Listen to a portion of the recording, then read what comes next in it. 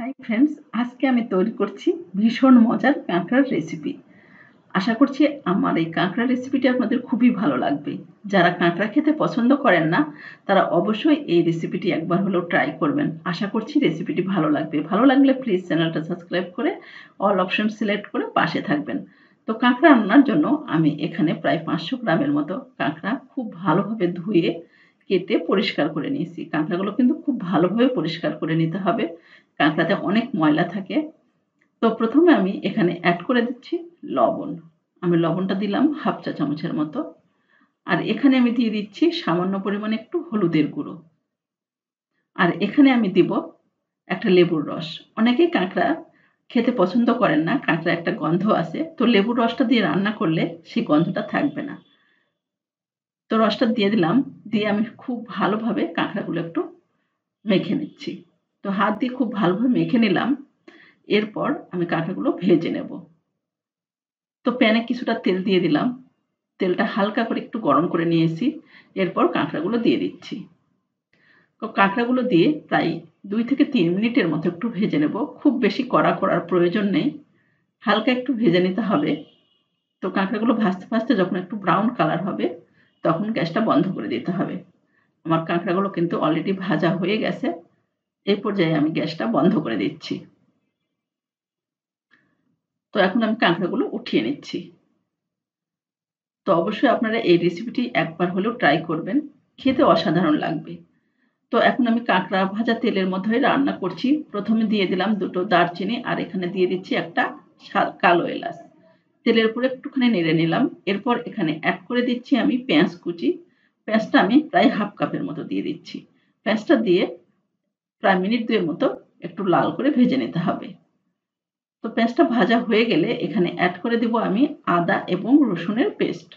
আমি প্রায় 2 চা চামচের মতো আদা রসুনের পেস্ট দিয়ে দিলাম। তো এটা দিয়েও আমি প্রায় মিনিট 2 এর মতো একটু ভেজে নেব। যতক্ষণ পর্যন্ত আদা এবং রসুনের কাঁচা গন্ধটা চলে না যাচ্ছে। তো এই পর্যায়ে এখানে আমি অ্যাড করে দিচ্ছি কিছু মসলা। প্রথমে আমি দিয়ে দিচ্ছি জিরে বাটা 1 চা চামচ। আপনারা চাইলে জিরে গুঁড়ো ইউজ করতে পারবেন। এরপর দিয়ে দিচ্ছি ধনে গুঁড়ো হাফ চা চামচ। আর এখানে দিয়ে দিচ্ছি লাল মরিচের গুঁড়ো 1 চা চামচ। এরপর দিয়ে দেব সামান্য পরিমাণে একটু হলুদের গুঁড়ো। আর এখানে দিয়ে দিলাম একটু জল। দিয়ে খুব ভালোভাবে মশলাটাকে কষিয়ে নিতে হবে।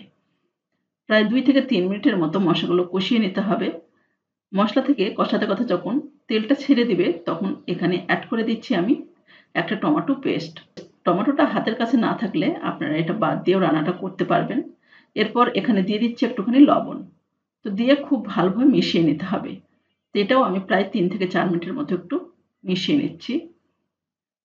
তো সবগুলো মশলা মিশিয়ে নেওয়ার পর এখানে আমি অ্যাড করে দেব কাঁকড়া।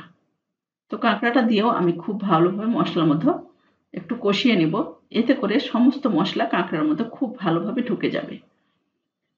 তো এটাও আমি প্রায় 4 থেকে 5 মিনিট ঠিক এইভাবে কষিয়ে নিলাম।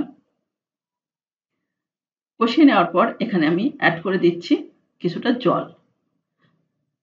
তো এখানে আমি প্রায় 2 কাপের মতো দিয়ে দিলাম জল। তো ঝোলটা কিন্তু একটু গ্রেভি হবে, একটু মাখো, মাখো হবে। খুব বেশি জল দেওয়ার প্রয়োজন নেই। এরপর উপর থেকে দিয়ে দিচ্ছি কয়েকটা কাঁচামরিচ। সুন্দর একটা ফ্লেভার হবে। এরপর আমি ঢাকা দিয়ে রেখে দেব প্রায় 5 থেকে 6 মিনিটের মতো। গ্যাসের ফ্লেমটা মিডিয়ামে রেখে। 5 মিনিট পর আমি ঢাকাটা উঠিয়ে নিচ্ছি। এখানে আমি এই পর্যায়ে অ্যাড করে দিচ্ছি একটুখানি গরম মসলার গুঁড়ো। খুব ভালোভাবে মিশিয়ে নেব। নেওয়ার পর আমি গ্যাসটা বন্ধ করে দিচ্ছি।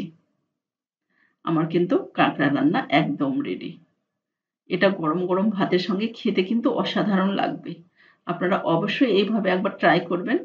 আর রেসিপিটি ভালো লাগলে লাইক, কমেন্ট এবং শেয়ার করবেন। তো আজ এ পর্যন্তই। ভালো থাকবেন এবং সুস্থ থাকবেন।